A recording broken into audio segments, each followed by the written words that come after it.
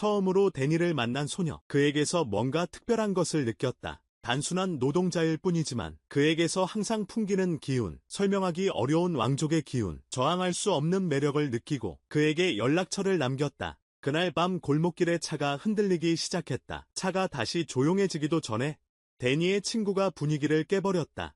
그가 큰 문제에 처했다고 말함. 데니는 의리를 중시하는 친구라 바로 함께 애는 한 집 앞에 도착. 안에서는 큰 형님들이 돈을 세고 있음. 곧 데니가 신중하게 안으로 들어감. 엣는 보스에게 빚을 짐. 존에게 도박으로 인해 적지 않은 돈을 빚짐. 현재는 갚을 능력이 전혀 없음. 그래서 데니에게 중재를 부탁함. 얼마 지나지 않아 데니가 무사히 집 밖으로 나옴. 너는 악 앞에 서서 얼마나 빚을 지든지 악은 한 푼도 갚을 필요가 없다고 말한다. 데니와 아어트는 모두 항구의 하역 노동자이다. 아어트를 구하기 위해 데니는 존과 함께 컨테이너에서 물건을 훔쳤다. 그 과정에서 데니는 전혀 동요하지 않았다. 결과를 예상하지 못한 것이 아니라 그는 전혀 두려워하지 않았다. 다음날 노동조합 회장이 데니를 찾아왔다. 그 사람이 물건 훔친 일을 이미 알고 있었어. 그 노인도 노련한 장사꾼이야. 그 사람은 그 물건을 팔아서 돈이 생기면 반으로 나누자고 했어. 안 그러면 경찰이 곧 데니 집 문을 두드릴 거라고 했어. 그 노인의 협박을 마주한 데니는 아무 말도 하지 않았어. 성숙한 남자는 말싸움을 할 필요가 없어. 데니는 말 대신 돈을 준비하러 갔어. 노인의 부하들이 자신을 찾아오길 기다렸어. 키 1m 90의 거구와 마주하다. 데니는 즉시 돈을 그의 쪽으로 던지다. 돈을 주머니에 넣은 후 그는 천천히 총을 꺼내다. 데니는 전혀 주저하지 않다. 한쪽으로는 옷을 벗으며 한쪽으로는 거구에게 싸움을 걸다. 남자답게 데니의 비꼬는 도발을 듣고 거구는 순순히 총을 내리다. 하지만 데니에게 아무리 건강해도 잔인함이 없는 자는 종이와 다를 바 없다. 불필요한 동작 없이 데니는 거구를 쓰러뜨렸다. 돈과 총도 그의 주머니에 들어갔다. 얼마 지나지 않아 노인이 사무실로 돌아왔다. 올려다보니 데니가 거만하게 자신의 의자에 앉아 있었다. 데니가 던진 안경을 보았다. 그의 마음이 반쯤 얼어붙는다. 뜨거운 대립은 필요 없다. 뒷세계에서 굴러온 자들은 한 가지 진리를 안다. 시대를 읽을 줄 알아야 한다. 노인은 이해하고 데니는 더 잘 이해한다. 그 흐름을 따라 데니는 노인의 자리를 대신한다. 새로운 노동조합 회장이 된다. 데니의 등극과 함께 뒷세계는 새로운 물결을 맞이한다. 피와 폭풍 후 데니는 고아로 태어남. 어릴 때부터 할아버지와 쓰레기장에서 자람. 공부는 데니에게 전혀 매력적이지 않았음. 깡패들에게 세차를 해줌. 친구들과 싸움. 그의 일상적인 일들. 게다가 어릴 때부터 타고난 잔인함이 있었음. 고통을 모르는 듯 보였음. 성장 후 데니는 항구에서 짐을 나르는 노동자가 됨. 너 항상 쉬지 않고 열심히 일해. 그런데 노조 회장 늙으니? 항상 노동자 무시해. 죽지 않으면 죽을 때까지 일 시켜. 이 때문에 데니는 일찍부터 그를 무너뜨리고 싶어 했어. 그리고 악의 일이 너에게 접촉 기회를 줬어. 암흑 세계와 이 기회는 양날의 검이야. 잘 활용하면 높이 날아갈 수 있어. 실패하면 죽어. 논도 애매한 일이 아님. 분명히 데니가 첫 번째 사례임. 노조를 운영하게 된 후 그는 즉시 자신의 결단력을 보여줌. 하역 요금을 올림. 2,000달러에서 4,000달러로 한 번에. 이로 인해 상대방이 불만을 가짐. 그리고 계약을 파기함. 하지만 데니는 전혀 화내지 않음. 그는 아주 잘 이해함. 폭력만 쓰는 자들 영원히 부하로 남는다. 진정한 보스는 테이블을 뒤집을 능력이 있어야 한다. 그 능력으로 압력을 만들어낸다. 사업이라면 목적은 돈을 버는 것이다. 상대가 정말로 강하다면 여기 와서 대면하지 않았을 것이다. 여기 와서 불평을 선택한 것은 그들이 마음속으로 이미 이 사실을 받아들였다는 증거다. 그렇다면 데니는 해야 할 건 정말 가벼운 한마디를 하는 것뿐. 한 푼이 부족하면 어떻게 되는지 시험해봐. 사업이 안정된 후 저녁에 데니가 바에서 존을 찾아감. 우연히 그린이라는 형사가 거기서 술을 마시고 있음. 어릴 때 그는 데니와 같은 동네에서 살았음. 그린은 약간의 향수. 두 사람이 공유했던 어린 시절 기억을 떠올림. 이제 그는 완전히 반대 길을 걷고 있음. 그린은 알지 못함. 데니가 끝까지 살아남을 수 있을까? 데니가 죄를 저지르기만 하면 절대 봐주지 않을 거야. 얼마 지나지 않아 데니는 큰 저택으로 이사했어. 한 번 운송에 4,000달러. 한 푼도 깎아주지 않았어. 사회에서 크고 작은 조직의 우두머리들이 서로 앞다투어 데니에게 물건을 사다 바쳤어. 조합의 수입은 말할 것도 없고 전부 현금이었어. 하지만 그 모든 것 뒤에는 항상 누군가가 몰래 사진을 찍고 증거 10개를 모으고 있어. 그리고 이 증거들은 모두 테이 그린에게 전달돼. 바로 데니에게. 조직폭력배와 연루된 사람, 체포될 걸 알면서도 굉장히 침착해 보여. 형제들에게 회사에서 나가라고 하고 자기는 그린을 기다려. 수갑이 채워진 순간에도 데니는 여전히 신사처럼 행동해. 이것은 그린에게도 영향을 주고 데니의 차이점을 보게 만들. 데니는 12건의 혐의로 기소됨. 강탈, 사기 및 불법 재산 획득 포함. 원래는 감옥에서 오랜 시간을 보낼 예정이었지만 누가 알았겠나. 그는 아내에게 면회를 오라고 하며 일주일 후에 출소할 거라고 말함. 경찰 입장에서 보면 데니는 이제 작은 인물일 뿐임. 게다가 데니는 아일랜드 사람임. 다른 조직들은 마피아거나 러시아 마피아. 그래서 데니 같은 방해꾼이 있으면 경찰이 상황을 더 쉽게 통제할 수 있음. 데니 자신에게는 보호막이 있음. 적대 세력을 더 쉽게 제거할 수 있게 해줌. 그래서 망설임 없이 데니는 출소 후 경찰의 정보원이 되기로 선택함. 출소 후 데니는 가족을 데리고 바로 교회로 이사함. 이제 노동조합에서 제명됨. 과거의 모든 재산은 이제 지나간 일. 데니는 신경 쓰지 않음. 자유만 있다면 충분하다고 생각함. 다시 시작할 수 있다고 믿음. 아내는 열악한 환경에 대해 불평함. 데니는 그런 말을 들을 시간이 없음. 즉시 차를 몰고 집을 떠남. 곧바로 전화기를 찾아 조에게 전화함. 존에게 돈을 벌 방법을 요청함. 존이 세이노를 소개했어. 이 노인은 겉으로는 고급 레스토랑을 운영해. 하지만 실제로는 비밀 카지노가 본업이야. 최근에 깡패가 감옥에 갔어.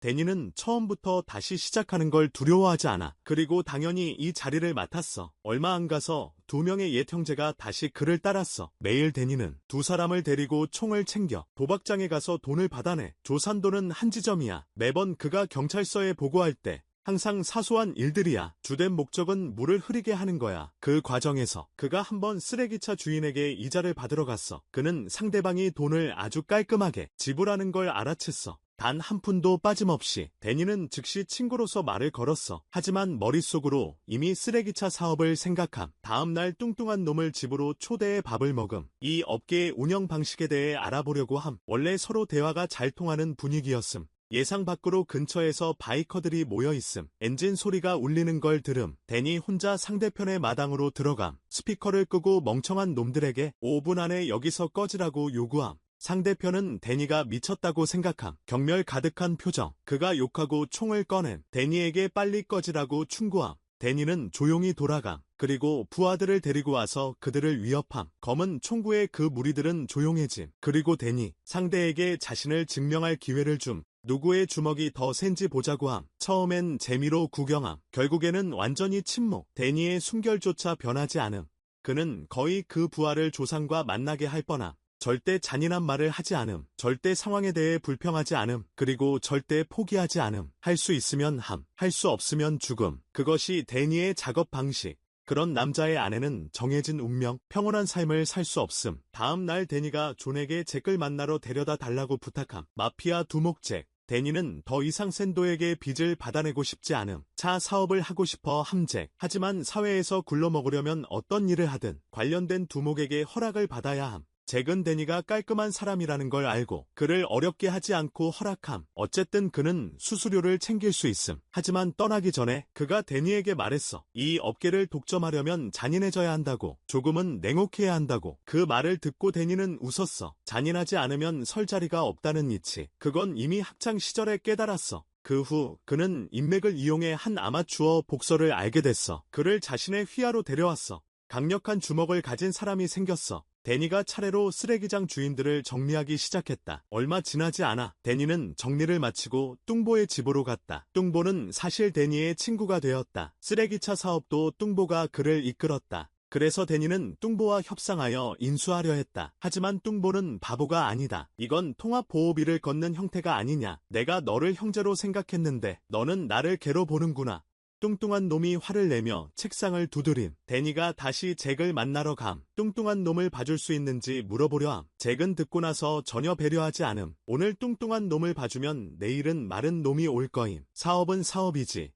나한테 의리 얘기하지 마. 존은 잭에게 몹시 불쾌함. 하지만 둘 다 서로를 제어할 수 없음. 그저 조금 체면을 차릴 뿐임. 둘이 밖으로 나가고 존은 무력함. 데니 지금 잭의 구역에서 사업 중. 그래서 두 가지 선택만 있음. 하나는 말을 듣거나 뚱땡이를 제거하거나 둘은 이 사업을 포기함. 돌아가서 데니가 테이에게 폭탄을 만들라고 함. 금요일 밤에 뚱땡이를 보내기 위해 준비함. 예상치 못하게 경찰서에 전화했을 때 그린이 그에게 한 가지 이야기를 함. 악당 부하가 도박 빚을 갚기 위해 머세이디즈를 훔쳤다고 함. 체포된 후 그는 즉시 협력 증인이 되었다. 그리고 데니의 많은 죄를 폭로했다. 그날 밤 3명의 남자는 침묵했다. 악이 돌아온 후 데니는 오늘 뚱뚱한 놈을 폭파시키겠다고 말했다. 그리고 그가 반응할 틈도 주지 않았다. 4명 모두 집을 나섰다. 뚱뚱한 놈의 집 앞에 도착했다. 데니는 직접 폭탄을 꺼내 악에게 건넸다. 악한 임무를 수행함. 원하지 않아도 명령을 따를 수밖에 없음. 데니를 화나게 한 점. 악이 자신을 경찰에 팔아넘긴 게 아님. 악이 절대 도박하지 않겠다고 약속했던 것임.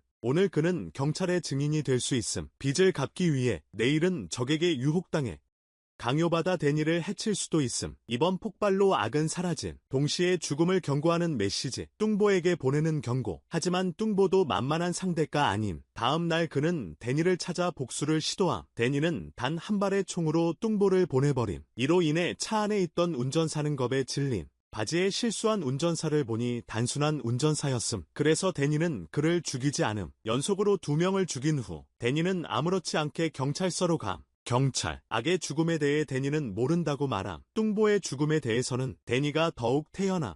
어쨌든 뚱보가 먼저 총을 쏘았음. 단순히 자기 방어로 반사적으로 대응함.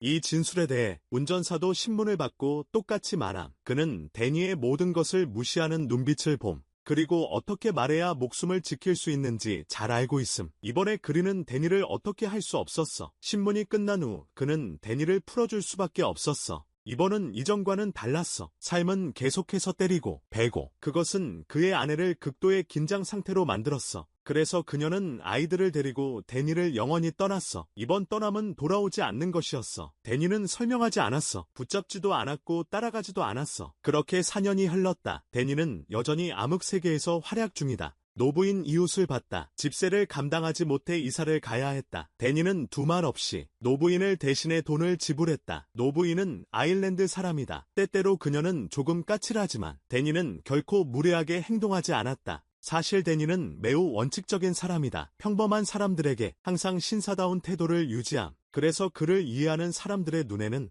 데니는 전사처럼 보임. 할머니는 데니에게서 두려움 없는 기운을 느낌. 그리고 그의 마음속 약함도 함께 느낌. 그래서 할머니는 아버지에게 물려받은 목걸이를 데니에게 줌. 이 목걸이는 신념과 같음. 데니를 이 도시의 로빈 후드로 만들 고아들을 위해 학비를 지원해 가난한 가정을 돕고 경찰서 사람들에게 크리스마스 선물도 줘. 데니는 좋은 사람은 아니야. 하지만 나쁜 사람도 아니야. 전통적인 의미로는 어느 날 형 샌도를 찾아가 레스토랑을 열기 위해 7만 달러를 빌리려고 해. 샌도는 투자자를 찾아줄 수 있다고 해. 그 사람 이름은 갬비노야. 뉴욕에 있는 이탈리아 마피아 보스인 데니는 깊이 생각하지 않음. 어쨌든 산도가 중간다리 역할을 함. 산도를 통해 데니는 공사를 준비할 기술자를 찾음. 그 와중에 시장에 들러 한 여자를 유혹하기도 함. 대화는 중단됨. 사장이 나타나 큰 소리로 일라이에게 청소 일을 상기시킴. 사장이 말을 마친 후 일라이는 눈앞의 남자가 굉장히 깊은 속내를 가진 사람임을 깨달음. 예측할 수 없는 며칠이 지나갔다. 그날 샌도가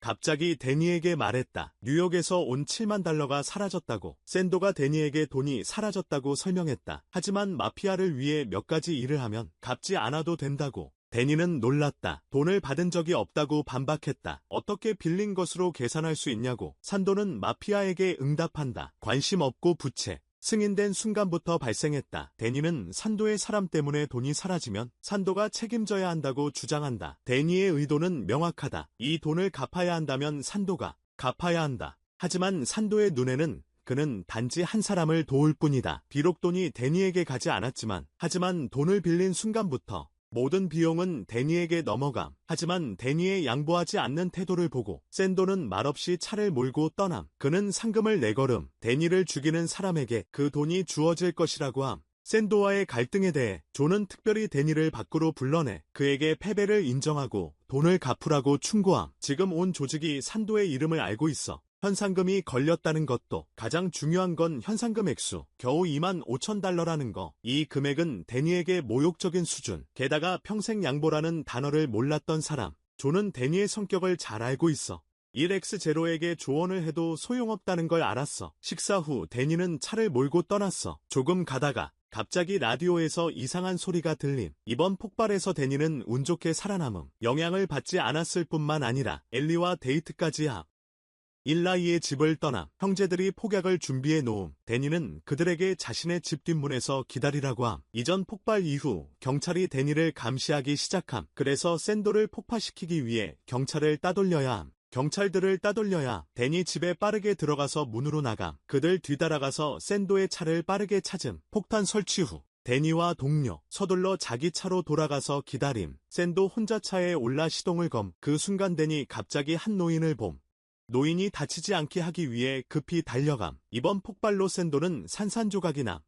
경찰은 나중에 다리 하나만 찾음. 경험이 있다. 이번 일로 데니도 더 단단해졌다. 이전보다 잭은 항상 거래에서 자기 몫을 더 챙기려 했다. 이제 데니는 그에게 한 푼도 주고 싶지 않다. 수년간 그는 윗사람들에게 항상 공손했다. 모두가 피를 빨아먹는 거머리일 줄은 몰랐다. 그렇다면 차라리 자신이 진짜 보스가 되는 게 낫다. 누가 불만 있으면 전쟁을 걸어오라고 해라. 그렇게 강하게 말했다. 데니 태연하게 데이트하러 가. 아무 일도 없었던 것처럼. 하지만 그의 핵심 멤버인 빌리는 약간의 문제에 부딪혀 적이 데니가 곧 죽을 거라고 말해. 데니 옆에 있으면 목숨을 잃기 쉬워. 차라리 배신하고 나를 따라와. 그 바보를 보내고 나서 빌리는 급히 데니에게 전화해. 누군가가 그를 죽이려 한다고 알리려 해. 데니는 깊이 잠들어 있다가 전화 소리를 듣는다. 일어나서 전화를 받으려 한다. 그 순간 데니에게 폭탄이 던져진다. 항상 행운의 신에게 보호받는 사람. 또다시 죽음의 신의 낯을 피한다. 이번 7번째 실패는 잭을 분노하게 만든다. 부하들이 너무 멍청해서가 아니라 7번만 실패하면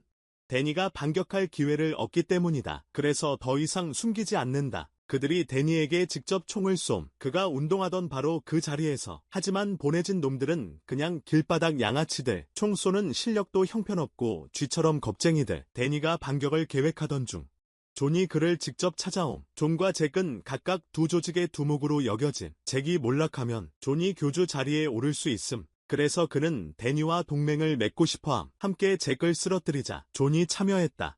데니는 즉시 많은 사람들을 모아 반격을 시작했다. 이 갱단 간의 전쟁은 몇 달 동안 지속되었다. 심지어 경찰도. 부패한 자들은 운명을 피하지 못했다. 그 여름 동안 클리브런드에서는 9번의 폭발이 있었다. 데니는 말할 수 있다. 혼자서 전쟁의 판도를 바꾸었다. 갱들 사이 싸움도 없고 총격도 없음. 시간 낭비인 협상도 없음.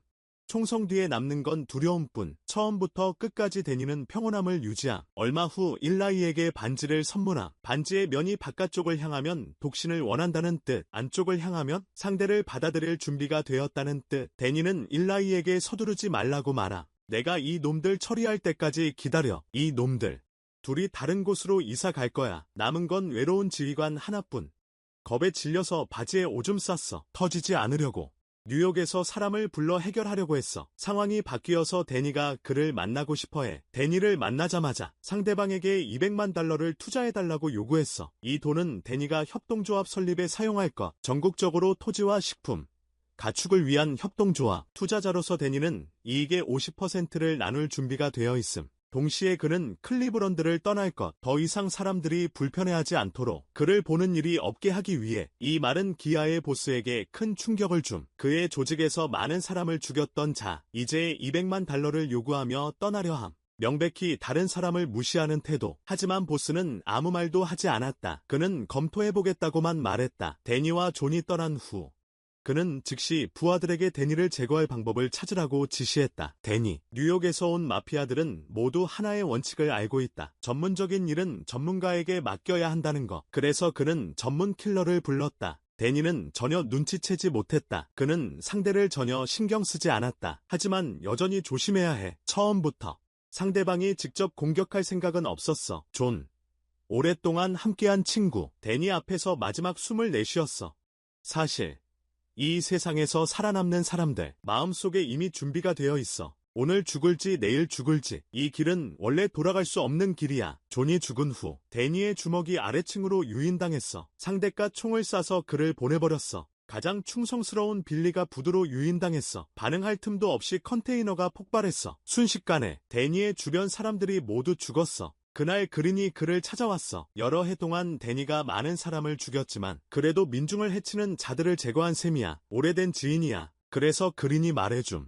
상대는 프로페셔널 킬러라고 잔혹하고 냉혹하며 한 번도 패배한 적 없음. 이 자는 이전에 상대했던 깡패들과는 완전히 다름. 그린의 눈에 데니가 아무리 운이 좋다 해도 영원히 불사신일 수는 없음. 예전에 데니는 뭔가를 이루고 싶어 했음. 주변 사람들에게 더 나은 삶을 주기 위해. 하지만 이제 그 모든 사람들은 그를 떠났다. 엘리만 남아 미래에 대한 희망을 품고 있다. 그 생각에 데니는 눈물을 참지 못한다. 하지만 그에게는 눈물을 흘리는 것이 모든 것이 끝났음을 의미할 수 있다. 그는 밤을 새워 결정을 내렸다. 다음 날 아침 데니는 치과에 가기 위해 차를 몰았다. 그는 창밖을 본다. 그리고 자신의 차 옆에 주차된 차를 본다. 그가 폭탄을 설치했을 가능성, 중요하지 않게 됐어. 치아 검진을 끝낸 후 데니 바로 나가서 차를 확인해. 그때 아이들 무리가 다가와 그에게 묻지.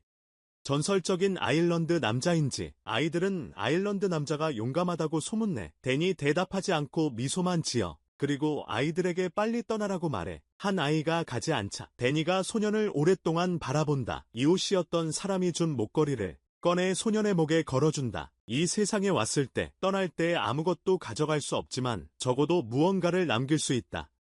그것이 단지 이야기일지라도. 사람들이 식사 후에 전할 이야기. 킨테 아이리쉬맨은 미국의 꿈에 대한 비극. 데니 그린의 이야기를 다룬다. 노동자가 범죄 조직의 거물이 되는 이야기. 영화는 단순한 폭력의 이야기가 아니라 충성심과 야망의 타락을 보여주는 이야기. 데니는 뛰어난 지능과 자신만의 원칙으로 암흑 세계의 로빈 후드로 성장.